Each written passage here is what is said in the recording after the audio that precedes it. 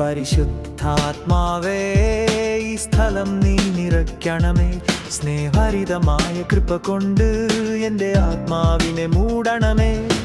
വേദനക്കിടയിലും എൻ്റെ വിശ്വാസമൊരും തീരെയായ ആകാശത്തിലും നീ എന്റേതായ പ്രകാശം. കാറ്റിലും തീപ്പൊള്ളിലും ഞാൻ നിന്റെ വിശുദ്ധ നാമത്തെ സ്തുതിക്കും. കാത്തിരിപ്പിനിടയിലും ഞാൻ നിന്നിൽ വിശ്വസിക്കും. നിന്റെ സമയമതിയായി നിർവ്യാജമാണ്.